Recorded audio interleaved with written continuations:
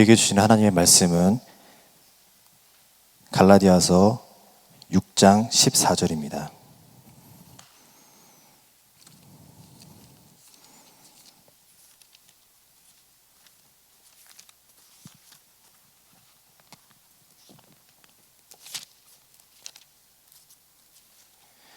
갈라디아서 6장 14절입니다.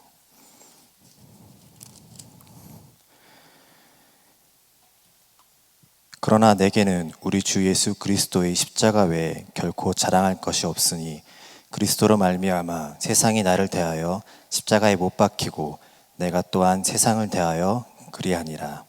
아멘.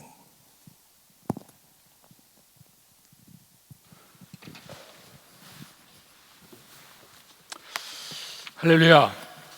온라인 예배에 참석하신 사랑하는 교회 여러분들, 주의 이름으로 환영합니다. 네 번째 온라인 예배입니다. 이제 어느 정도 많이 익숙해지고 안정돼 가는 것 같습니다. 근데 너무 좋아하시면 안 됩니다. 여기가 좋사오니 그렇게 하시면 안 되고, 빨리 만나서, 방학에 만나서 악수도 좀 하고 또 허그도 좀 하고 같이 예배 드리고 교제할 날을 이제 기다려 봅니다. 4월이 되니까 이 알러지가 심하네요. 제가 지금 한 주간 동안 이 알러지 때문에 목이 잠겨서 지난 한 주간 6.19 온전한 기도회를 제가 인도하지 못했는데 아마 다음 주부터는 괜찮을 것 같습니다. 여러분들 기도해 주신 분 감사드리고요. 그 6.19 온전한 기도회가 참 많은 분들에게 좋은 반응을 보고 있습니다. 감사하다는 말을 저희가 많이 듣고 있습니다. 이게 도대체 왜 그럴까 나름대로 생각을 좀 해봤는데, 저희들이 생각하는 예배의 개념 때문이 아닌가 싶습니다. 사실 찬양과 말씀과 기도가 어우러진 정식 예배를 저희가 준비하고 있습니다. 새벽에 일어나면은요, 컴퓨터로 가서 컴퓨터를 켜고 같이 찬양하고 말씀을 듣고 또 함께 기도하고 주기도문으로 마치는 것이 아니라, 저는 그 마지막에 개인 기도 시간이 있습니다. 그 시간에도 저는 같이 기도합니다. 그 피아노 반주에 따라서 그 과정이 너무 저에게는 큰 은혜가 됩니다. 이게 우리가 보통 새벽 기도 때 하는 모습인데, 그 새벽 기도를 저희는 그대로 옮겨놨습니다. 온라인으로 옮겨놨는데 대부분 말씀에만 치중을 합니다. 그게 뭐 잘못된 것은 아닐지 모르지만, 온전한 예배가 될 수 있을까? 말씀만 듣고 기도합니까? 여러분들이 좋은 말씀을 듣고 정말 찬양합니까? 예, 너무도 흔한 그 말씀 때문에 그 말씀의 소중함을 잃어버리고 여기저기 찾아다니면서 내 입맛에 맞는 말씀을 찾아가는 그 모습이 과연 하나님이 기뻐하시는 진정한 예배자의 모습일까? 저희가 고민을 많이 했습니다. 그래서 비록 많은 사람들의 헌신을 요구합니다. 찬양과 기도와 말씀 제작하는데 쉽지 않은 과정입니다. 그래도 이렇게 하는 것이 온전한 예배가 되고, 예배는 나의 만족이 아니라 하나님께 드리는 예배입니다. 이런 걸 생각해서 저희가 이 6.19 온전한 기도회를 시작했는데, 많은 분들이 정말 참 감사합니다. 많이 참여해 주시면 감사하고요. 매일 하루에 3번씩 여러분이 계신 그 삶의 자리가, 비록 예배당은 아니지만 그 예배 장소가 거룩한 하나님께 드리는 예배당이 되도록 하시면, 그 어려운 시기에도 하나님께서 여러분들에게 귀한 은혜 주실 줄로 믿습니다. 아까 박 목사님 광고 드렸듯이 이제 서서히 실제적인 어려움을 겪는 분들이 많이 생기는 것 같습니다. 저희가 다 도와드릴 수는 없지만 급하게 꼭 필요하신 분들은 교회로 연락하십시오. 저희들이 힘을 모아 도와드릴 겁니다. 이게 쉽지는 않습니다. 복잡한 이슈가 있습니다. 어느 기준으로 어디까지 도와줘야 되는지 쉽지가 않습니다. 그러나 저희는 포기하지 않고 어려운 분들은 저희가 정성껏 돕도록 하겠습니다. 여러분이 교회로 연락하시면은요, 저희가 함께 노력하겠습니다. 우리 같이 한번 기도하겠습니다. 아버지 하나님, 이런 어려움 가운데도 주님이 주시는 평안과 위로가 있습니다. 저희가 그 마음을 모아 이렇게 하나님께 예배를 드립니다. 언제 어디서든지 우리와 함께 하시는 그 하나님을 믿고 삶의 자리에서 거룩한 예배 장소로 바꾸고 주님 앞에 예배를 드립니다. 각 처에 찾아가셔서 신령과 진정으로 드리는 그 예배가 하나님을 기쁘시게 하고 하나님의 영광이 드러나고 하나님이 주시는 위로와 평안을 맛보는 귀한 시간 되게 하여 주시옵소서. 오늘도 말씀 앞에 있습니다. 말씀을 통하여 우리에게 역사하시고 인도하시는 하나님을 체험하는 귀한 시간 되게 하여 주시옵소서. 예수님의 이름으로 기도했습니다. 아멘. 조금 전에 우리 윤우람 전도사님이 말씀을 찾아 읽었죠. 갈라디아서 6장 14절의 말씀. 이미지 관리라는 말이 한때 유행했습니다. 이 말이 무슨 말이냐면은 방송하는 사람들, 연예인들 또는 정치인들이 이 미디어의 영향력을 의식하고 신중하게 살아가는 그 모습을 말합니다. 평소에는 뭐 말도 막 하고 행동도 엉망이다가 카메라 앞에만 딱 쓰면은, 마이크가 앞에 딱 나오면은 전혀 다른 모습으로 바뀝니다. 그런데 이미지 관리는 그렇게 간단한 것이 아닙니다. 한순간에 되어지는 게 아닙니다. 생각보다 꽤 오랜 시간이 필요합니다. 이게 이미지 관리입니다. 교회는 그리스도의 몸이라고 했습니다. 교회는 그리스도의 몸이라고 했을 때 이것이 교회에 관한 이미지입니다. 머리가 있고요, 손과 발이 있습니다. 이 몸에는요, 머리가 가장 중요한 위치에 있습니다. 머리에 따라서 제가 말하고 지금 행동을 하고 있습니다. 그런데 재미난 거는 과거에 오래전에 우리 어르신들이 이렇게 중요한 머리에서 나오는 생각하지 않는 사람들, 생각하지 않고 행동하고 생각하지 않고 말하는 그런 사람들을 두고 저놈이 골이 비었다 그렇게 얘기합니다. 골빈 놈이라고 이야기합니다. 이만큼 우리의 머리가 중요합니다. 교회의 머리는 그리스도라고 했습니다. 그런데 머리 대신 주님이 보이지 않는 그런 교회가 있습니다. 우리가 신중하게 바라본다면 과연 저 교회가 머리 대신 주님의 뜻에 따라서 살아가는 그 모습인지는 쉽게 볼 수가 있습니다. 인간적인 세속적인 것인지 아닌지 판단할 수 있어야 됩니다. 근데 그 판단은 내 생각이 아니고 하나님의 말씀에 근거한 판단이 되어야 됩니다. 그런데 하나님의 말씀이 어두우니까, 아니 하나님의 말씀을 잘 모르니까 판단력이 흐려집니다. 그러니까 맹목적으로 따라갑니다. 알려고 노력하지도 않습니다. 잘못 알고 때로는 빗나가는 것을 알면서도 따라가는 그런 어이없는 모습이 있습니다. 양의 특징인지도 모르겠어요. 양은 그냥 따라갑니다.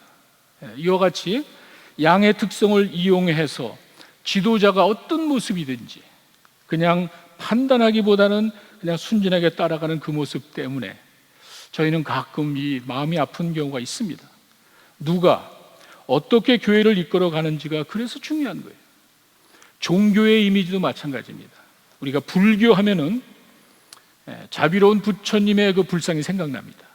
그 부처님의 평화롭고 인자하신 모습이 불교를 이제 대변한다고 볼 수 있습니다. 이슬람 하면은요, 이상하게 폭력이 생각이 나. 이슬람이 사실은 평화의 종교라고 합니다. 근데 아마도 그 극단주의자들의 모습이 우리 속에 이미지로 남아 있어서 그런 것 같아요. 이슬람 하면은 폭력을 저희가 연상하게 됩니다. 유교 하면은 공자님의 말씀이 생각납니다. 수준 높은 윤리와 도덕을 생각하는 분들이 있습니다. 자, 기독교 하면 뭐가 떠오릅니까? 당연하죠. 십자가입니다. 이 십자가는 기독교를 상징합니다. 우리 기독교를 십자가의 종교라고 해도 과언이 아닐 정도로 우리는 십자가를 내세우고 있습니다. 그런데 최초의 기독교의 상징은 십자가가 아니었습니다. 왜냐하면 십자가는 별로 좋은 이미지를 주지 못했습니다. 특별히 유대인들은 신명기에 가시면은요, 이 나무에 달린 자는 하나님의 저주를 받은 자라고 이 사람들이 이야기해 왔습니다. 십자가는 결코 좋은 이미지를 주지 못했습니다. 또 초대교회 성도들 여러분 아시다시피 로마의 박해를 받아 숨어 살았습니다. 숨어 살던 이 사람들에게는 주로 비둘기나 물고기 같은 것이 그 그리스도인을 상징하는 그러한 모습이었습니다. 십자가는 없었습니다. 그런데 비둘기, 물고기, 이게 그리스도와의 직접적인 연계성이 없어서 오래 상징으로 남지를 못했습니다. 비둘기가 성령을 상징할 수 있고요, 물고기가 베드로와 같이 그 고기 잡는 예수님을 따르는 제자들을 의미할지는 모르지만 그리스도와 직접적인 연관이 없기 때문에 처음에는 그것이 기독교의 상징이 되지 않았습니다. 세월이 좀 지난 다음에 2세기가 지나고 난 다음부터 십자가는 기독교의 상징으로 남게 됐습니다. 이유는 딱 하나입니다. 예수님이 십자가에 죽으셨기 때문에 그렇습니다. 별로 좋지 않은 이미지였습니다. 십자가의 그 흉악한 범죄자의 모습과 끔찍하고 그 초라하고 비참하고 수치스러운 그 모습이었지만, 거기에 십자가에 달리신 그 예수님을 생각할 때 이것이야말로 우리 기독교의 상징이 되어야 된다고 초대교인들은 생각을 했습니다. 그래서 그들은 이마에다가 십자가를 그으면서 우리도 십자가를 지고 예수님을 따라가겠습니다, 이렇게 해서 십자가가 우리 기독교의 상징이 됐습니다. 이 십자가가 기독교의 상징이 된 그 배경은 끔찍한 고통 속에서도 그 아버지의 뜻을 이루기 위해 흔들리지 않는 그 예수님의 순종과 헌신의 모습이 가장 중요한 이유가 됐습니다. 예수님은 오로지 하나님의 뜻을 이루기 위해 이 땅에 오셨죠. 그리고 마지막까지 그 뜻을 이루기 위해 많은 고통을 감당하시고 결국에는 우리들에게 생명을 주기 위해 십자가에 달려 돌아가십니다. 예수님은 자신이 고난받을 걸 아셨습니다. 그 말씀을 하셨습니다. 겟세마네 동산에서 기도하실 때도 이 잔을 내게서 옮겨 주시옵소서라고 이야기를 했지만 그것조차도 아버지 뜻에 맡기고 순종을 합니다. 이런 모습들이 우리 기독교를 상징한다는 것이죠. 예수님이 이 땅에 오신 목적이 바로 그거예요. 그것을 끝까지 이루면서 어떠한 고난 가운데서도 마지막까지도 그 하나님께 순종하는 그 모습을 이야기합니다. 사실 처음에 십자가는 수치와 고통의 상징이었지만 예수님의 십자가는 꼭 그렇지는 않습니다. 죄를 위한 고통이 아니고요, 또 죄인을 죽이는 수단 정도가 아니라 이제는 나를 희생해서 남을 살리는 그 죄인들을 사랑하시는 그 하나님의 마음을 대변하는 그러한 이제 상징이 되었던 것입니다. 오늘 본문에 보시면 사도 바울이 나는 오직 그리스도 십자가만을 자랑하겠노라라고 이야기를 하죠. 여러분, 바울은 죄인 중에 괴수라고 자신이 고백을 합니다. 자기는 열심히 하나님을 위해서 산다고 했지만 이것이 하나님을 방해하고 하나님의 역사를 방해하고 하나님의 영광을 가리는 그런 모습으로 살았습니다. 그렇게 봤을 때 사도 바울은 정말 하나님 앞에 큰 심판을 받고 책망을 받아야 될 사람인데 주님께서는 그를 하나님의 귀한 일꾼으로 삼아 주셨습니다. 그 사도 바울의 마음속에는 그 사랑과 용서의 마음이 사라지질 않습니다. 자기는 십자가만을 사랑하겠다고 하면서 그 뒤에 에베소서 2장 16절에 가면은 이런 말이 있습니다. 또 십자가로 이 둘을 한 몸으로 하나님과 화목하게 하려 하십니다. 원수된 것을 십자가로 소멸했다, 이렇게 되어 있습니다. 원수된 것을 십자가로 소멸시키고 하나님 앞에서 우리 모두를 화목하게 만들었다는 복음의 핵심을 사도 바울이 이야기를 합니다. 골로새서에 가면은요 아주 더 정확하게 이야기를 합니다. 2장 14절과 15절의 말씀을 보시면은요 14절에 골로새서 2장 14절 이렇게 되어 있습니다. 우리를 거스리고 불리하게 하는 법조문으로 쓴 증서를 지우시고 제하여 버리사 십자가에 못 박으셨다, 이렇게 되어 있습니다. 바울의 마음속에는 자기가 하나님을 거역한 열심히 한다고 하지만 그것이 하나님의 일을 방해하고 하나님의 영광을 가렸던 이것이 너무도 부끄러운데 십자가에서 예수님이 우리들의 모든 죄를 용서해 주셨다는 그 사실을, 자기의 범죄 기록이, 잘못된 모든 것이 사라졌다라고 바울은 그렇게 이야기합니다. 그리고 그 다음 2장 골로새 2장 15절을 제가 공동 번역으로 한번 읽어드리겠습니다. 여러분 그냥 보고 계시기 바랍니다. 그리고 십자가로 권세와 세력의 천신들을 사로잡아 그 무장을 해제시키시고 그들을 구경거리로 삼아 끌고 개선의 행진을 하셨습니다. 사탄을 꼼짝 못하게 했다는 이런 식으로 이제 표현을 합니다. 자, 바울에게 있어서 십자가는 복음이 뭔지를 이야기하고 영원히 죽을 수밖에 없는 자신과 같은 그 죄인들을 향한 하나님의 마음을 대변한다고 바울이 이렇게 고백을 합니다. 자, 오늘이 종료주일이죠. 내일서부터 고난주간이 시작이 됩니다.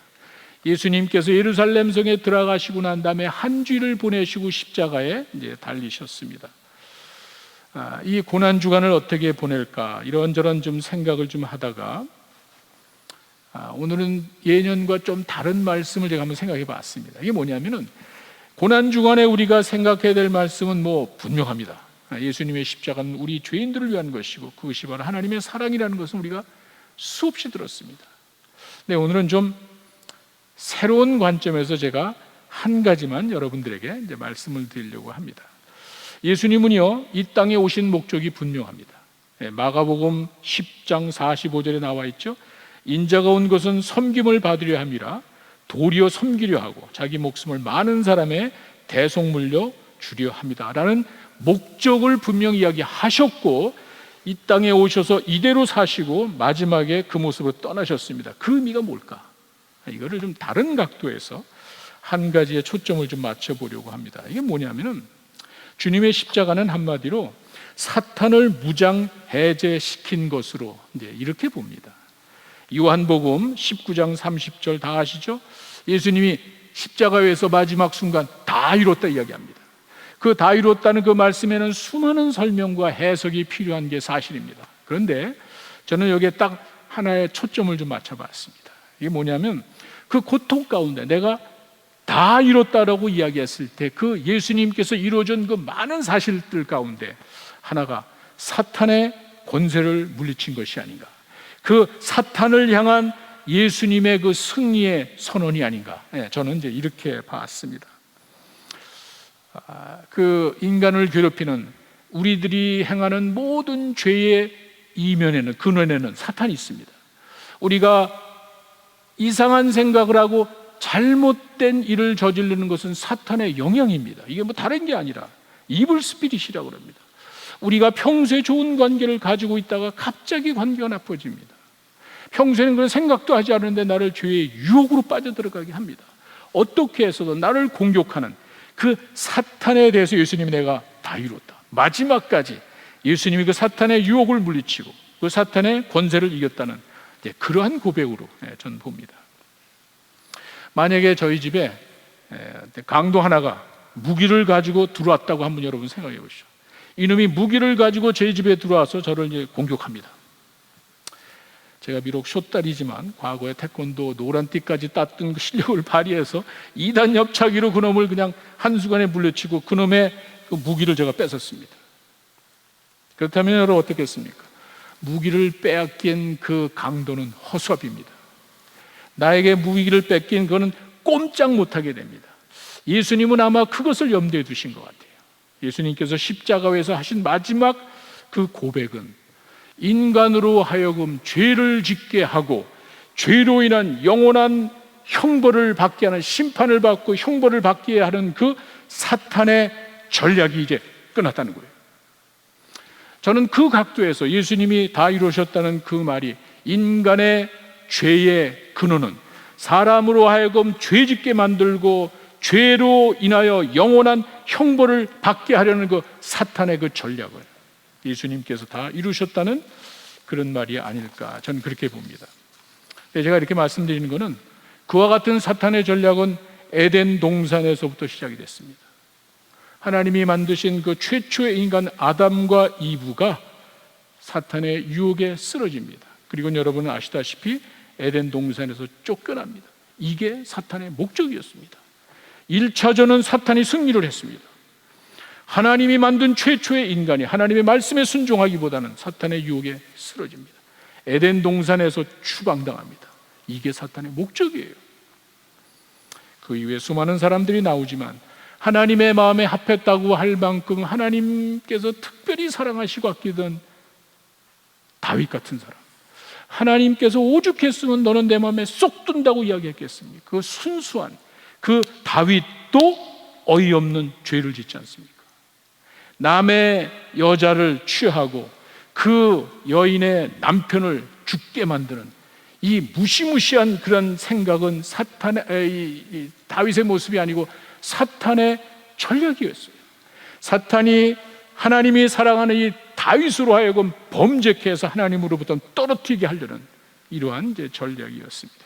그런데 여러분 아시다시피 다윗은 회개하고 이제 돌아왔습니다. 솔로몬도 마찬가지입니다.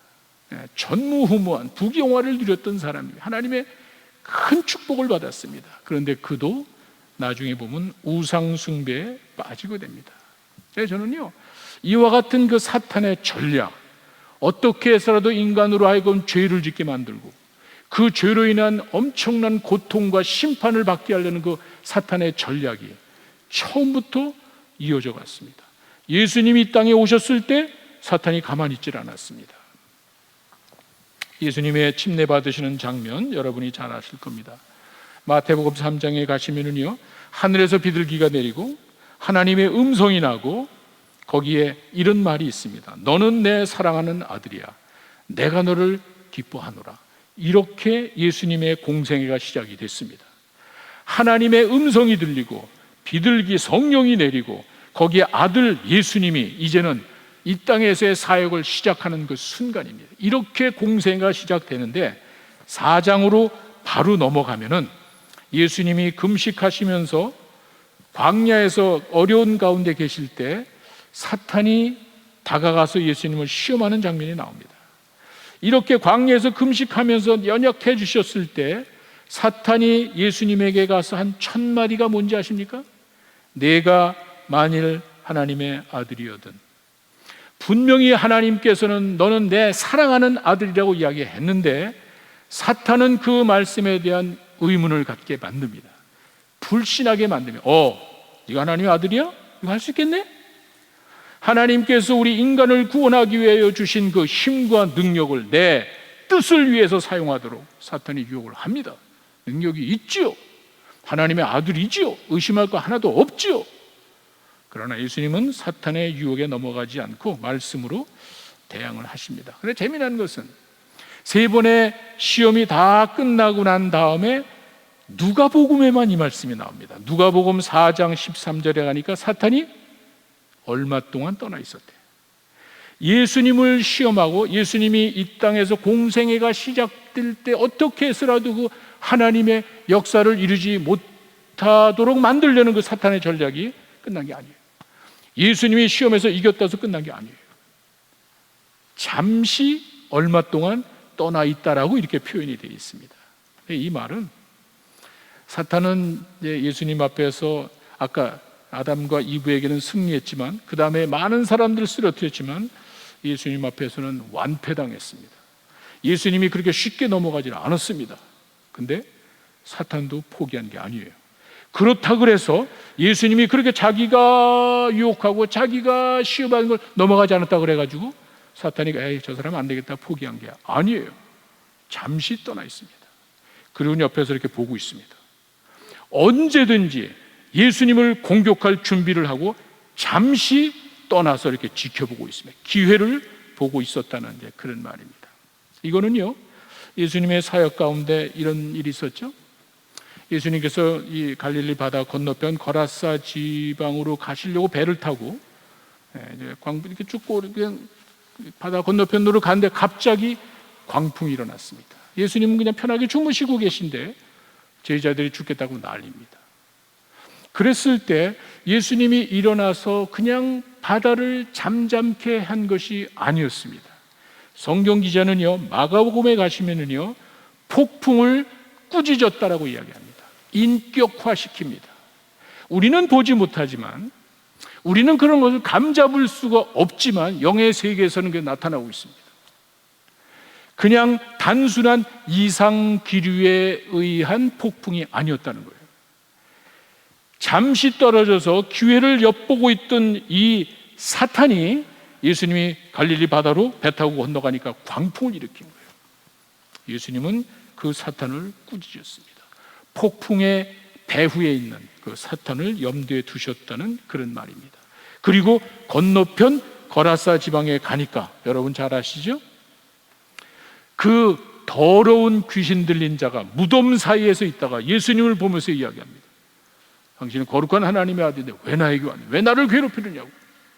사탄은 알고 있었습니다.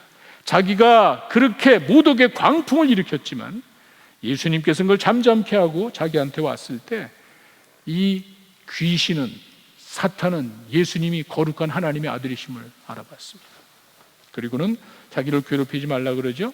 예수님은 그걸 다 돼지떼에다 집어넣어서 다 몰살시키고 난 다음에 15절에 가시면, 마가복음 5장 15절에 가시면 그들이 군대 귀신이랍니다. 어마어마한 사탄의 그 군대를 이루어가지고 예수님을 모독에 막았던 거예요. 그 광풍은 이상기류가 아니라 사탄이 하나님의 역사를 하지 못하도록 막는 수단이었다는 그 말입니다. 이렇게 사탄은 수시로 하나님의 역사를 방해합니다. 어떻게 해서라도 사람을 쓰러뜨리고 나쁜 생각을 하고 이상한 일에 빠뜨려가지고 그 사람으로 하여금 하나님으로부터 멀어지게 하고 의심하게 하고 하나님의 역사를 방해하는 것이 사탄의 전략이었습니다. 재미난 거는요, 그 사탄은 베드로에게도 갔습니다. 여러분 아시다시피 아주 기가 막힌 고백을 베드로가 합니다. 사람들이 날 누구라 하느냐고 했을 때 베드로만이 정확한 답을 줍니다. 주는 그리스도시요 살아계신 하나님의 아들이 아니라. 이런 기가 막힌 고백을 하고 난 다음에 그 자기가 살아계신 하나님의 아들이고 그리스도라는 사실이 공개되고 난 다음에 그 그리스도가 이제는 예루살렘에 올라가서 고난당할 거예요. 죽을 거라는 사실을 이야기했을 때 베드로가 어떻게 하죠? 안 됩니다. 왜 그런 일을 하십니까? 그때 예수님은 베드로에게 사탄아 이렇게 이야기합니다. 하나님의 아들이 예루살렘에 올라가서 돌아가실 것을 이야기했을 때 이걸 하지 못하게 사탄은 베드로의 입을 통해서 막았던 것이에요. 예수님이 이야기하죠. 너는 왜 하나님의 일을 생각하지 아니하고 사람의 일을 생각하냐. 사탄아. 베드로에게 사탄이라고 꾸짖었습니다. 이렇게 때로는 나에게 가장 가까이 있는 사람이 내 뜻을 가장 잘 이해하고 고백을 하고 충성스럽게 살아가는 그 사람의 입을 통해서 사탄이 역사하는 거예요. 예수님은 베드로를 향해서 이야기합니다. 사탄아, 네가 왜 하나님의 일을 생각하지 않냐고 사람의 일을 생각하느냐. 이렇게 사탄은 끊임없이 기회를 보고 사람들로 하여금 어떻게 해서라도 쓰러지게 만들고 하나님의 말씀을 불신하게 만들고 하나님으로부터 떠나서 믿음에서 떠나서 영원한 고통과 죄의 형벌을 받게 만들려는 것이 사탄의 전략이었습니다. 저는 이 사탄의 마지막 공격과 유혹이 십자가 위에서 있었다고 봅니다. 이 말씀은 우리가 같이 한번 찾아보겠습니다. 마태복음 27장 39절에서 43절의 말씀을 보시기 바랍니다. 다른 복음서에서도 나와 있지만 마태복음의 말씀이 구체적으로 나온 것 같습니다. 제가 읽어드리겠습니다. 사탄의 마지막 공격입니다. 그런 잠시 떠나서 공격하던 사탄이 예수님이 십자가 위에서 거의 죽음 일보 직전에 있을 때 마태복음 27장 39절에 이렇게 되어 있습니다. 27장 39절에서 43절입니다. 지나가는 사람들이 머리를 흔들며 예수에게 욕을 합니다.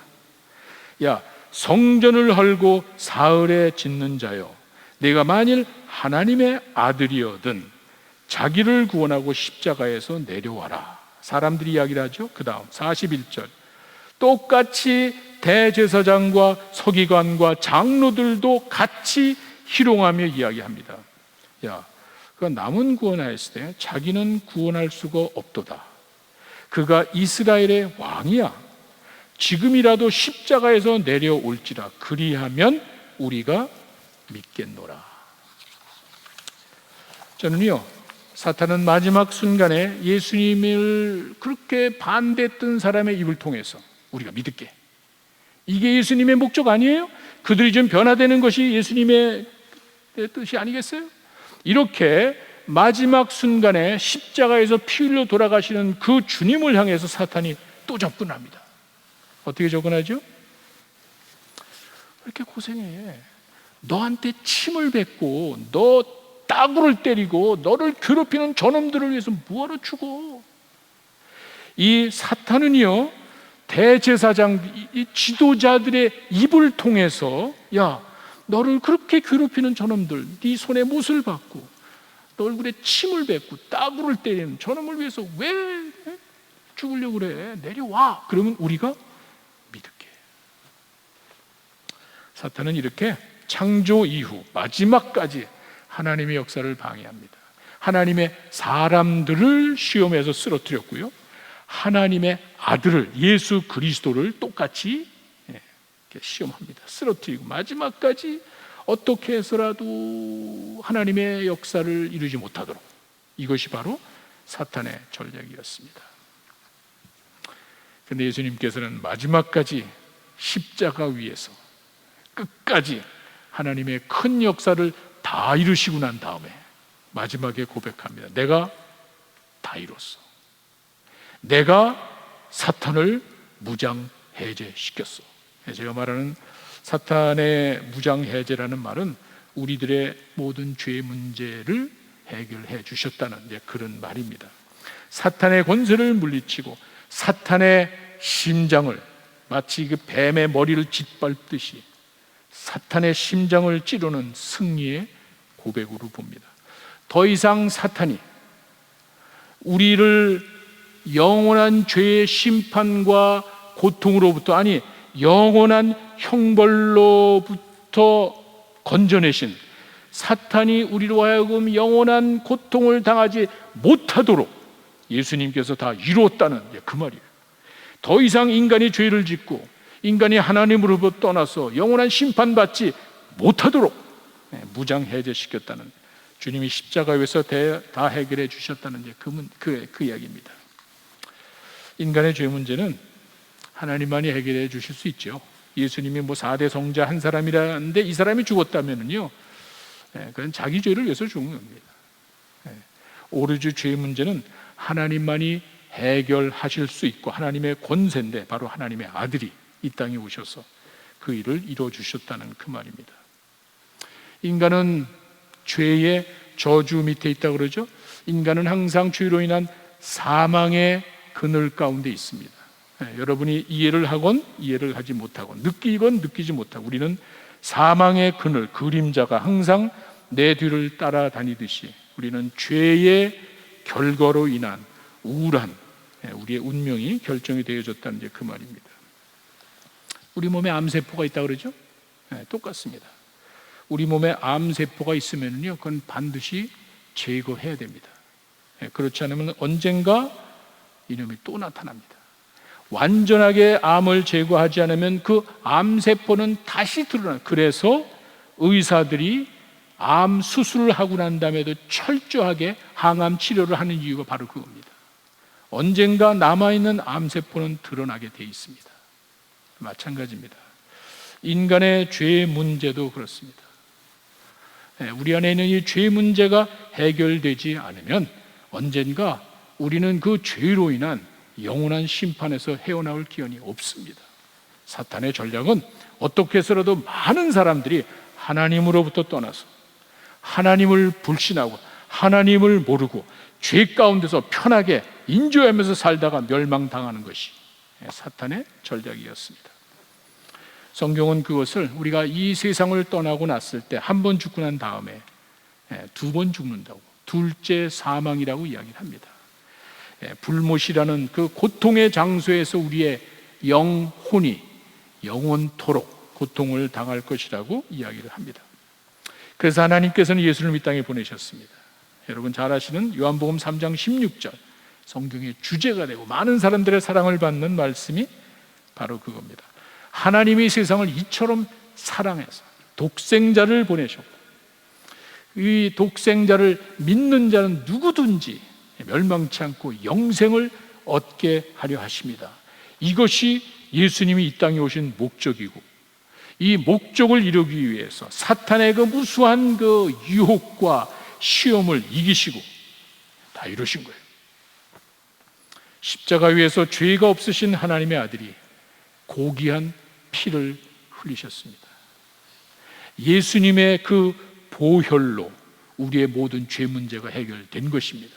사탄이 무장 해제되면서 더 이상 사탄의 영향력으로 인해서 인간이 영원한 고통에 빠지지 않게 됐다는 그 말입니다. 이것이 바로 예수님이 이 땅에서 우리를 위해 이루신 십자가 위에서 죄인을 위해서 고통당하신 그러한 모습입니다. 우리 주님의 그 존귀한 그 보혈이 우리를 죄에서 해방시키고 우리를 하나님과 화목시켰습니다. 주님의 그 존귀한 그 보혈이 우리의 모든 죄 문제를 해결해 주셨다는 그 말입니다. 주님의 십자가는 사탄을 무장 해제시켰습니다. 더 이상의 사탄의 영향력 아래에 있는 것이 아니라 주님의 보혈로 깨끗함을 받은 우리들은 이제부터는 하나님이 주시는 그 은혜와 사랑 안에서 살게 되었다는 이 말입니다.